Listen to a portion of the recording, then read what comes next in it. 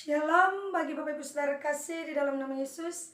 Kembali berjumpa dengan saya dalam channel Aldo Setia. Saya menyapa kita semuanya dimanapun berada. Kiranya kita semuanya dalam perlindungan Tuhan. Baik saudara, sebelum kita mulai renungan ini, mari kita bersatu dalam doa. Bapa yang baik dalam surga, terima kasih Tuhan, kami bersyukur buat hari yang indah yang Kau berikan bagi kami. Bapa, pada saat ini kami mau mendengarkan firman, urapi hamba-Mu, urapi juga yang mendengarkan. Dalam nama Yesus kami berdoa, haleluya, amin. Baik saudara kasih, di dalam nama Yesus, pada saat ini saudara kasih, saya membawakan renungan bagi kita mengenai mempersiapkan diri untuk kedatangan Tuhan Yesus yang kedua kali. Saudara kasih, di dalam nama Yesus, perlu kita mempersiapkan diri kita untuk menyambut kedatangan Tuhan Yesus yang kedua kalinya. Saudara kasih, kenapa harus kita mempersiapkan diri kita? Karena kita tidak tahu kapan Tuhan Yesus datang kedua kalinya. Kapan Tuhan Yesus datang menjemput orang-orang percaya kepadanya, kita tidak tahu. Oleh sebab itu saudaraku, kita harus mempersiapkan diri kita. Saya akan bukakan kepada kita saudara kasih dalam Matius 24 ayat 3 sampai 14, saya bacakan pada kita saudaraku. Ketika Yesus duduk di atas bukit Zaitun, datanglah murid-muridnya kepadanya untuk bercakap-cakap sendirian dengan dia. Kata mereka, katakanlah kepada kami bila manakah itu akan terjadi, dan apakah tanda kedatanganmu dan tanda kesudahan dunia? Jawab Yesus kepada mereka, waspadalah supaya jangan ada orang yang menyesatkan kamu. Sebab banyak orang akan datang dengan memakai namaku dan berkata, akulah Mesias. Dan mereka akan menyesatkan banyak orang. Kamu akan mendengar deru perang atau kabar-kabar tentang perang. Namun berawas-awaslah. Jangan kamu gelisah, sebab semuanya itu harus terjadi, tetapi itu belum kesudahannya. Sebab bangsa akan bangkit melawan bangsa, dan kerajaan melawan kerajaan. Akan ada kelaparan dan gempa bumi di berbagai tempat. Akan tetapi semuanya itu barulah permulaan penderitaan menjelang zaman baru. Pada waktu itu kamu akan diserahkan supaya disiksa, dan kamu akan dibunuh, dan akan dibenci semua bangsa oleh karena namaku. Dan banyak orang akan murtad, dan mereka akan saling menyerahkan dan saling membenci. Banyak nabi palsu akan muncul dan menyesatkan banyak orang. Dan karena makin bertambahnya kedurhakaan, maka kasih kebanyakan orang akan menjadi dingin. Tetapi orang bertahan sampai pada kesudahannya akan selamat.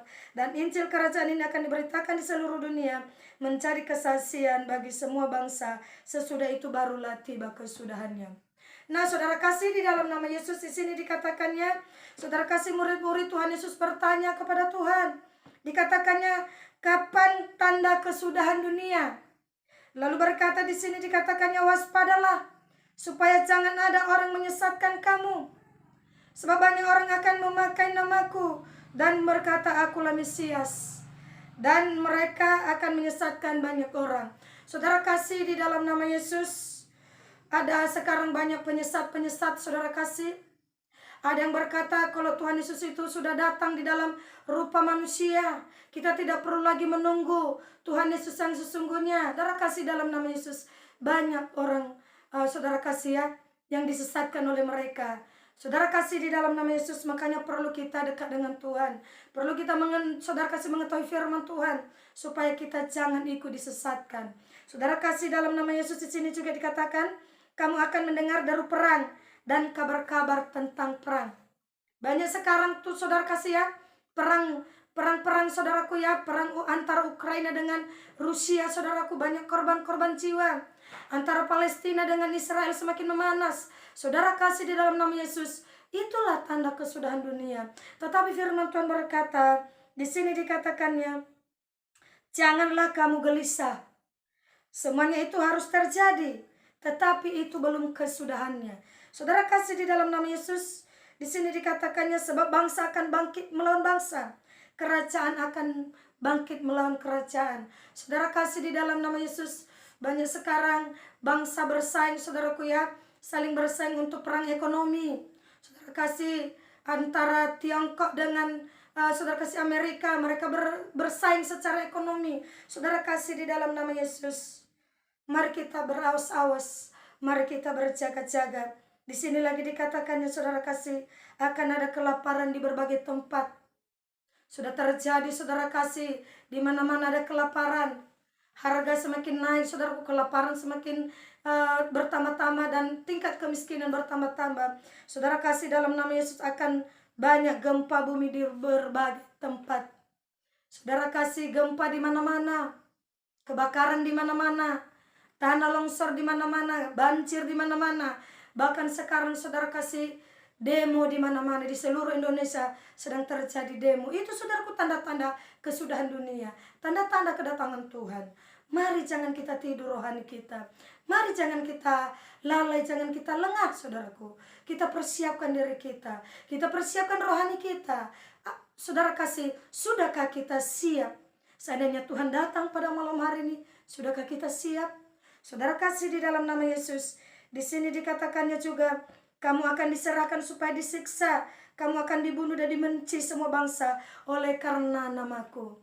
Banyak orang dipenjara karena memberitakan Injil. Banyak orang dibenci karena nama Tuhan, saudaraku. Saudara kasih, di dalam nama Yesus, mari kita semakin mendekatkan diri kepada Tuhan. Mari kita semakin mengasihi Tuhan. Di sini dikatakannya, saudaraku, banyak orang akan murtad dan mereka akan saling menyerahkan dan saling membenci. Kenapa? Tidak ada lagi kasih.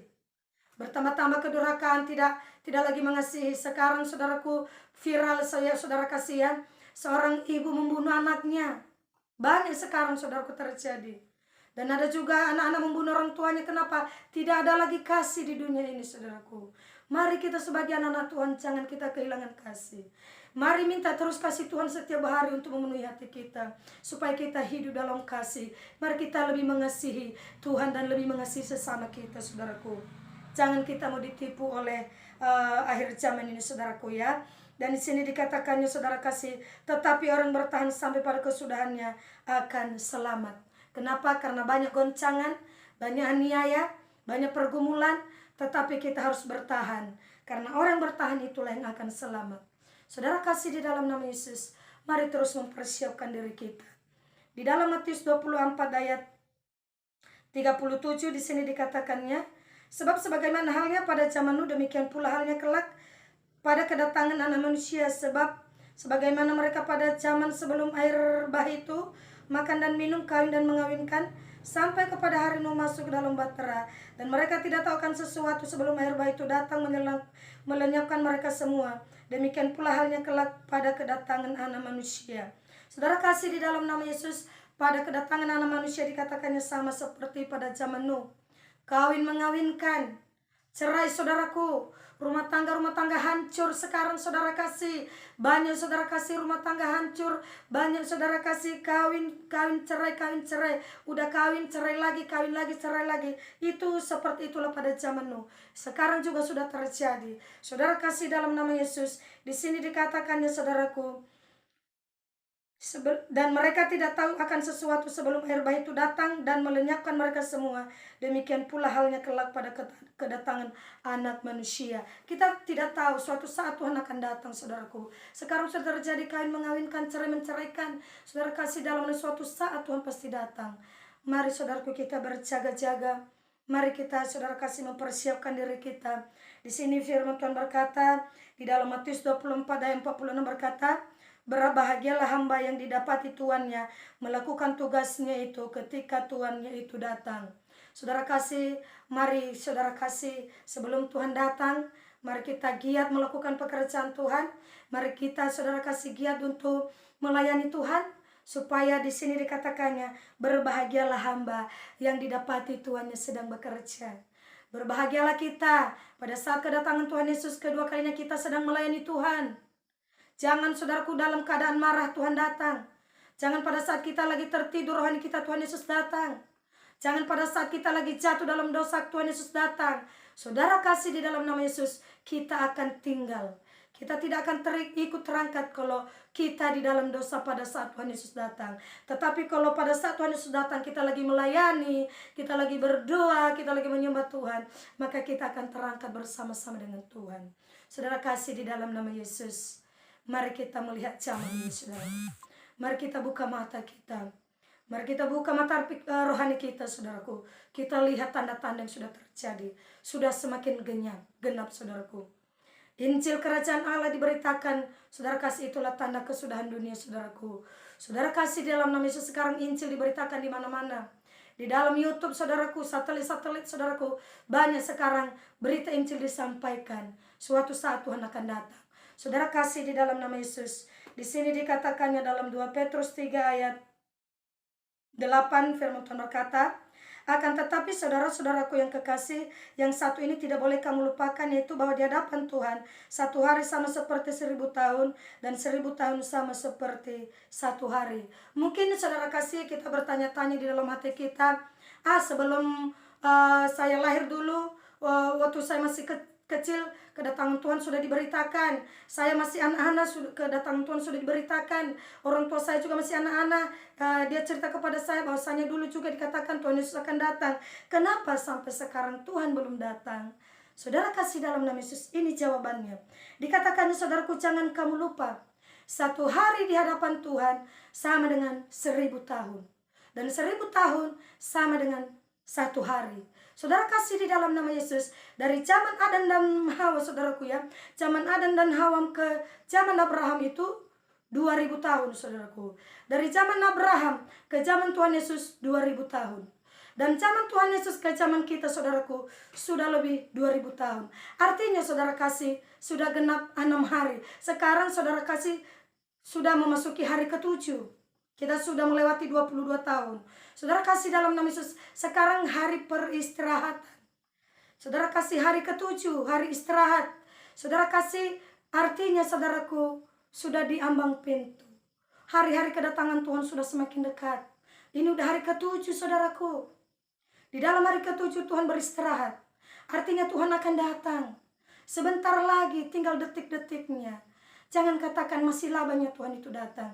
Mari saudara kasih, kapanpun Tuhan datang, sekarang atau besok atau lusa atau beberapa minggu lagi atau beberapa tahun lagi, yang penting kita mempersiapkan diri kita. Mari kita selalu berjaga-jaga, kita menjaga hidup kita menjaga hati kita, biarlah kita terus memiliki persekutuan yang intim dengan Tuhan. Puji nama Tuhan saudaraku, kiranya firman Tuhan ini memberkati kita semuanya. Biarlah Roh Kudus memimpin langkah-langkah kita, membawa kita pada kemenangan demi kemenangan. Sampai di sinilah renungan ini. Mari kita bersatu dalam doa. Bapa kami yang dalam surga, terima kasih buat firman-Mu. Bapa berkati semua yang sudah mendengarkan firman-Mu, supaya kami semuanya boleh mempersiapkan diri kami untuk menyambut kedatangan-Mu yang kedua kalinya. Di dalam nama Yesus kami berdoa, kami bersyukur. Amin. Baik saudara, sampai di sinilah renungan bagi kita pada hari ini. Tuhan Yesus memberkati kita semuanya. Shalom.